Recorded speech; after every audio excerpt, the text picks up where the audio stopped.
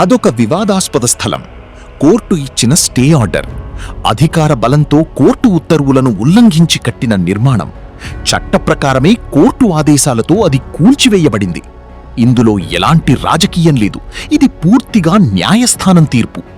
కానీ తమ తప్పులను కప్పిపుచ్చుకోవడానికి అధికార అండతో చేస్తున్న చౌకబారు రాజకీయమేంటో తెలుసా? కోర్టు ఉత్తర్వుల ప్రకారం జరిగిన దానికి పవన్ కళ్యాణ్ గారి మీద, జనసేన నాయకురాలు కొరికాన భవానీ గారి మీద రుద్దటం, ఓట్ల కోసం ధర్మాన్ని అడ్డుపెట్టుకుని అసత్య ప్రచారాలు చేయడం. నిజమైన ధర్మమంటే మాటలు కాదు, చేతలు. ఎటువంటి అధికార పదవి లేకుండా కురికాన భవానీ గారు ఎన్నో ఏళ్లుగా సొంత ఖర్చుతో భవ్యమైన ఆలయాల నిర్మాణం చేపట్టారు. వేలాది మందికి నిత్య అన్నదానాలు చేస్తూ సనాతన ధర్మాన్ని గుండెల్లో పెట్టుకుని సేవ చేస్తున్నారు. ఈ సేవా కార్యక్రమాల వల్ల రాబోయే కాలంలో ఎక్కడ తమకు ఓట్లు చీజారిపోతాయో అని చేస్తున్న ఈ ప్రచారాన్ని అందరూ గమనించాలి. కోర్టు తీర్పులను రాజకీయం చేసే వారి చౌకబారు ప్రచారానికి, నిజమైన సేవకి తేడా గుర్తించండి. నిజం గెలుస్తుంది, ధర్మమే నిలుస్తుంది.